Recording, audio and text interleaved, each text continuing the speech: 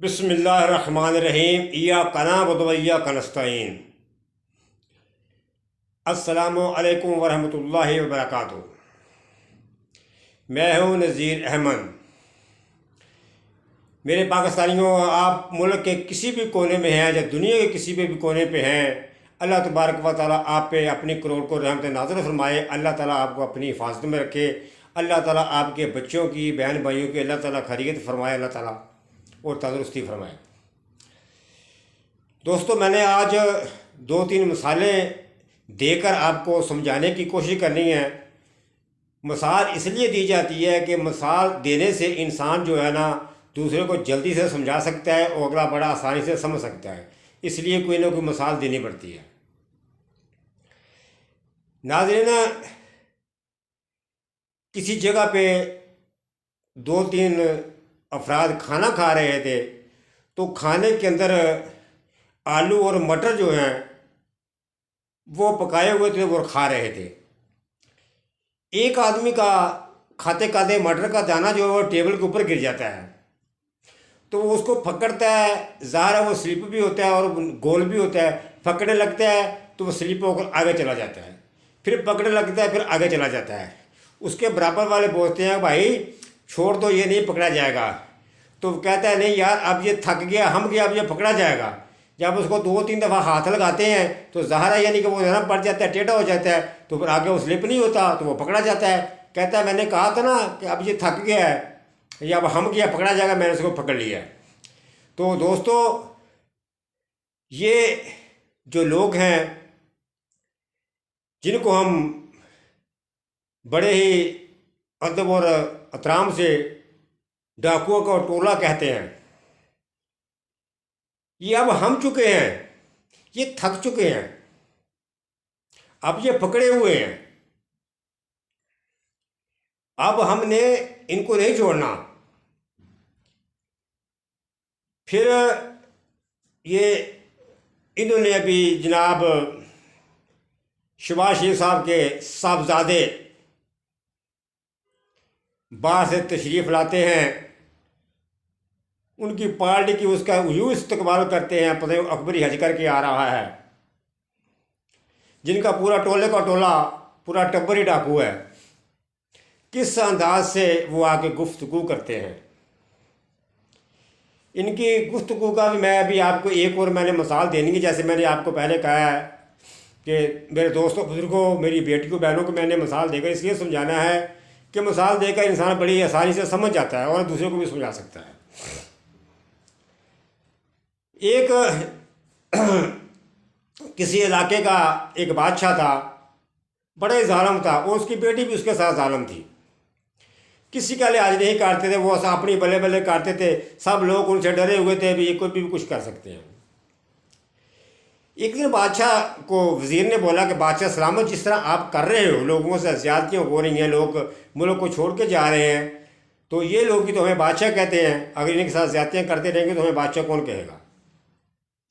तो बादशाह की बाद में ये ज़हन में बात आ गई, वज़ीर की अकल में बात बैठ गई, तो उसने अपना जो है ना थोड़ी खामोशी इख्तियार कर ली। बेटी को बोला कि बेटी, मैं तुम्हारी शादी करता हूँ, शादी कर लो तुम। बेटी ने कहा कि मैं शादी ज़रूर करूँगी, मैं लेकिन एक शर्त से शादी करूँगी। जिस आदमी से मैं शादी करूँगी उसको मेरी शर्त माननी पड़ेगी। शर्त मेरी ये होगी कि वो सुबह उठ कर रोज़ाना नाश्ते से पहले मैं उसको दो चार जूते मारा करूँगी, उसके बाद वो नाश्ता किया करेगा। अगर किसी आदमी को ये मेरी शर्त मंजूर है तो मैं शादी करने के लिए तैयार हूँ, मुझे कोई एतराज़ नहीं है। बल्ला साहब शरीफ लोग रहते थे इर्द गिर्द, ये बात सुनकर कोई भी तैयार नहीं था। बादशाह ने बाकायदा ऐलान करवाया कि कोई आदमी जिसको शहज़ादी पसंद करती हो, वो शहज़ादी के साथ शादी करके शाही ख़ानदान का वो दामाद बन सकता है। बहरहाल करीब से कौन आता, वक्त गुजर गया, कोई ना आया। बादशाह सलाम ने वसी तौर पर जब मनियादी करवाई, ऐलान करवाया, तो कहीं दूर से सुनकर कोई आदमी बहादुर आया, कोई लड़का यंग आया, उसको पता चला, बादशाह के दरबार में आ गया। कहता है, बादशाह सलामत, मैं शहज़ादी से शादी करनी चाहता हूँ, शहज़ादी को मेरे सामने पेश किया जाए। शहज़ादी को बुला लिया। शहज़ादी की खूबसूरत लड़की थी, जवानी भरी हुई थी, आंखों में तकब्बुर गुरूर था। उस लड़के ने कहा कि मुझे शादी करना आपसे अच्छा लगेगा, आप खूबसूरत हैं, मुझे कोई एतराज़ नहीं है, आप जो भी शर्त कहती हैं मैं मानने के लिए तैयार हूँ, मैं तो आपके लिए जान भी देने के लिए तैयार हूँ। बहरहाल शहजादी ने कहा कि मेरी लंबी चौड़ी शर्तें नहीं हैं, कि सर मेरी इतनी शर्त है कि रोज़ाना सुबह अपने नाश्ते से पहले मेरे से जूते खाने हैं, मैं 2 जूते मारूँ 4 मारूँ, तो फिर उसके बाद आपने नाश्ता करना है। उस लड़के ने कहा मुझे कोई एतराज़ नहीं है, मैं खाने के लिए तैयार हूँ, मैं शादी करने के लिए तैयार हूँ, लेकिन सब चीज़ें जो है ना वो लिखी जाएंगी, अपने अपना मवाद लिखे जाएंगे, जो उसकी खिलाफ वर्जी करेगा उसकी सज़ा भी लिखी जाएगी। उसने बोला ठीक है। उस लड़के ने कहा कि मुझे एक परेशानी है, मुझे थोड़ी सी एक तकलीफ़ है, मेरी मजबूरी है। शहजादी ने पूछा लड़के से क्या? उसने कहा कि 1 साल के बाद मुझे थोड़ा सा एक दौरा पड़ता है, तो मैं परेशान हो जाता हूँ, मुझे समझ नहीं आती कि मैं क्या कर रहा हूँ, वो आपको बर्दाश्त करना पड़ेगा। उस शहजादी ने कहा कोई बात नहीं है। आपने दिल में सोचा उसने कि कोई बात नहीं है, साल जब आएगा देखी जाएगी, मैं इसकी पहले एक टकाने लगा दूंगी।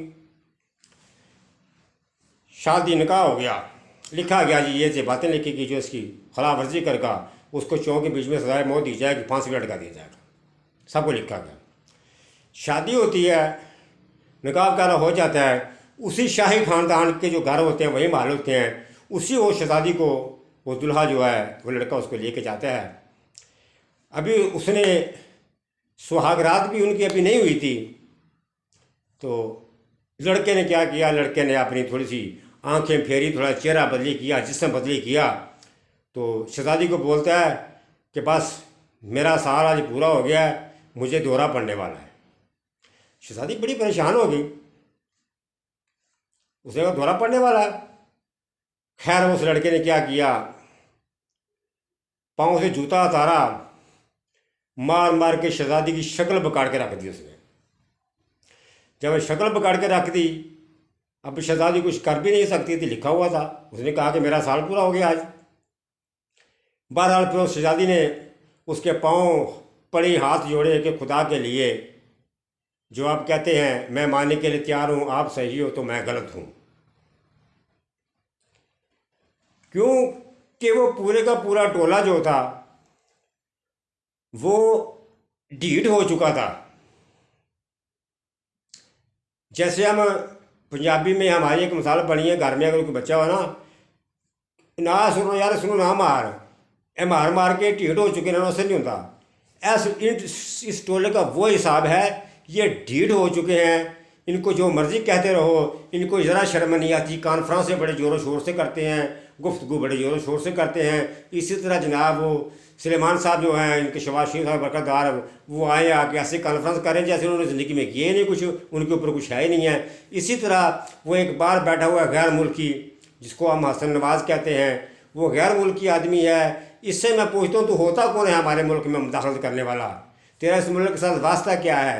तेरे बाप ने भी बोला कि तू पाकिस्तानी नहीं है, तू खुद भी कहता है कि मेरा पाकिस्तानी नहीं हो, तेरी बहन ने भी बोला कि मैं पाकिस्तानी नहीं हूँ, तेरे ऊपर पाकिस्तान का कोई कानून नहीं लागू होता, तो गैर मुल्की हो गया, हमारे मुल्क के अंदर मुदाखलत करता है, तू बड़ी कॉन्फ्रेंस करता है पाकिस्तान के बारे में, तू होता कौन है? तेरी औकात क्या है? पहले भी गैर मुल्कियों में गैर मुल्की लोगों ने हमारे मुल्क के अंदर मुदाखलत की तो हमारे मुल्क के अंदर काफ़ी फसाद हुए।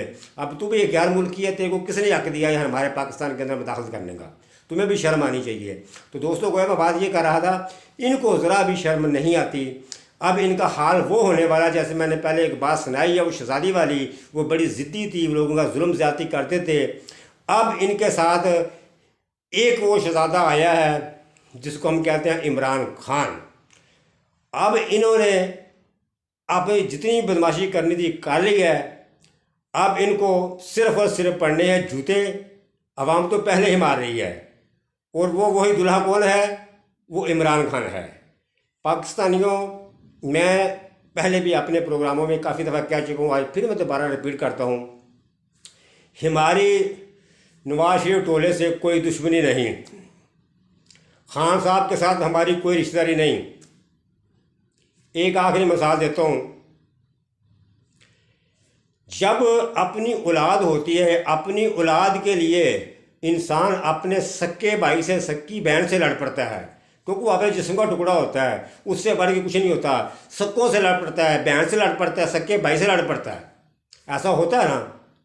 तो इसी तरह ये मुल्क हमारे जिक्र का टुकड़ा है, ये हमारा सक्का है पाकिस्तान, ये हमारा जिक्र का टुकड़ा है। इसके लिए हमें एक नवाज शरीफ तो क्या, 50 नवाज शरीफों के साथ लड़ने के लिए तैयार हैं, वरना हमारी अपनी ज़ाती कोई दुश्मनी नहीं है। जो जैसे मैंने कहा है कि जो अपनी औलाद के साथ जो लड़ता है, चाहे सक्का भाई हो या बहन हो, तो इंसान उसके साथ लड़ पड़ता है, उसके साथ रिश्ते छोड़ देता है। तो ये पाकिस्तान हमारा सक्का है, ये हमारा अपना है। इस पाकिस्तान की खातिर एक नवाज शरीफ तो क्या, हम 50 नवाज शरीफों के साथ लड़ने के लिए तैयार हैं। दोस्तों, मैं अपना प्रोग्राम इसके साथ ख़त्म करता हूँ। आप कहीं भी रहें, अल्लाह तबारक व तआला आप पे अपनी को रहमत नाज़िल फरमाए। अल्लाह ताला आपके बहन भाइयों को अल्लाह ताला तंदुरुस्ती और सेहत है। अस्सलामु अलैकुम व रहमतुल्लाहि व बरकातुहू।